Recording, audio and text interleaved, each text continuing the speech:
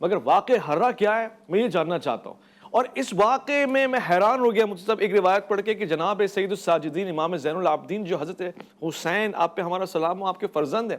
مروان جیسے شخص کے گھر والوں کو آپ نے اپنے گھر میں پناہ دے دی جب ان کو پناہ کی ضرورت پڑی، یہ کیا معاملہ ہے؟ دیکھیے اویس بھائی، یہ گھرانہ نبوت ہے،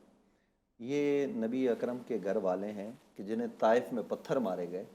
تو نبی علیہ السلام نے، جبرائیل آ گئے کہ آپ کہیے ہم اس بستی کو تباہ و برباد کر دیتے ہیں، تو نبی علیہ السلام نے کہا میں رحمت ہوں، میں سراپا رحمت ہوں، میں لوگوں کے لیے اس طرح کی بد دعا نہیں کرتا اور نہ میں ان کی تباہی چاہتا ہوں، یہ اس گھرانے کے لوگ ہیں۔ آپ اندازہ لگائیں کہ یہ جو روایات ہمارے پاس تاریخ کے ذریعے آئی ہیں، جو واقعہ ہے کہ مدینہ منورہ کی بے حرمتی ہوئی، لیکن اس دوران جب بغاوت ہوئی نا تو وہ لوگ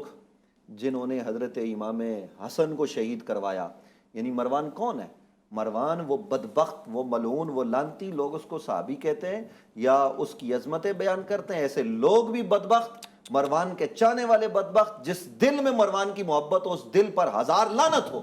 ہم یہ کہتے ہیں امام حسن کا وہ قاتل اور جناب حضرت امام حسین کو وہ تکلیفیں پہنچانے والے، لیکن جب ان پر یا کسی اور پر بھی جب کوئی مشکل اور کڑا وقت آیا اور لوگوں نے کہا ہم ان کو ماریں گے،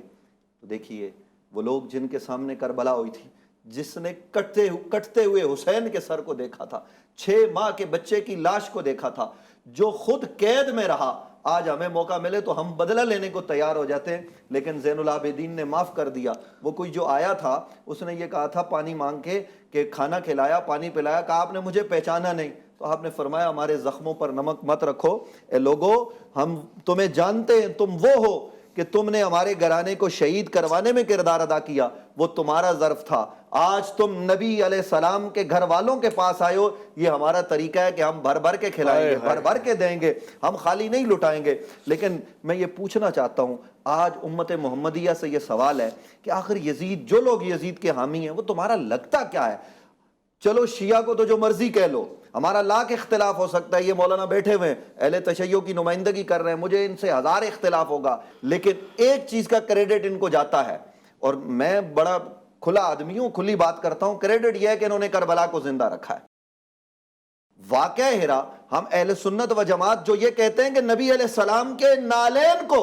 کوئی جو ہے نا وہ تصغیر کے صیغے کے ساتھ پکارے، حضور کے کپڑوں کو میلا کہے، وہ کافر ہے، اور جو حضور کی مسجد کو اجاڑے، جو حضور کے روزے پر گھوڑے باندھے، جو منبر رسول کی توہین کرے، سعید ابن مسیب کہے کہ 3 دن تک نبی علیہ السلام کے مسجد میں اذان نماز کچھ نہیں ہوا، اور وہ مدینہ کی عورتوں کی بے حرمتی کرے، اللہ کے رسول فرمائے جس نے اہل مدینہ کو ڈرایا اس پر اللہ کی، رسول کی اور لعنت کرنے والوں کی لعنت ہے۔ میں یہ سوال کرتا ہوں کہ ہم نے اس واقعے کو کیوں فراموش کر دیا؟ کیوں یزید کوئی ہمارا تایا چاچا ماما لگتا ہے، یا اس کی فوج جن ظالموں نے کعبۃ اللہ کے اندر جو ہے نا وہ سنگ باری کی؟ کل کوئی بدبخت یہ کہہ رہا تھا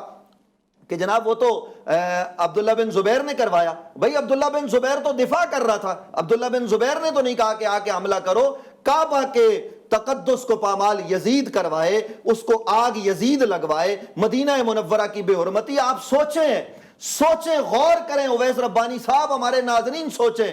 میں لمحہ فکریہ ہمارے لیے روزہ رسول کی توہین۔ آج کوئی کہے کہ گنبد خضرا کو گرا دو، ہم آپے سے باہر ہو جاتے ہیں، شہروں میں احتجاج شروع ہو جاتا ہے، ہم کہتے ہیں ہم کٹ مریں گے، حضور کے روزے کی طرف انگلی نہیں اٹھنے دیں گے۔ یہ الگ بات ہے کہ روزہ سیدہ زہرا کو گرا دیا گیا، یہ الگ بات ہے کہ حضرت عثمان کے روزے کو گرا دیا گیا، حضرت امیر حمزہ کے مزار کو شہید کر دیا گیا، ہم نے وہ برداشت کر لیا، لیکن روزہ رسول یہ ہماری آخری لائن ہے۔ یزید بدبخت ملعون نے وہاں گھوڑے بندوائے۔ اللہ اکبر، اللہ اکبر۔ اس پر کوئی کیوں نہیں بولتا؟ کیوں اس واقعے کو نہیں بیان کیا جاتا؟ کیوں نہیں بتایا جاتا کہ اقتدار کو دوام دینے کے لیے شہر مدینہ کی جو حرم ثانی ہے، جس کی عظمت اللہ کا قرآن بیان کر رہا ہے، اس کی بے حرمتی کی گئی؟ ذرا پوچھئے ان علماء سے، پوچھئے امت کے زعماء سے کہ آخر وجہ کیا ہے کہ تم اس پر سکوت کیوں کیے ہوئے ہو؟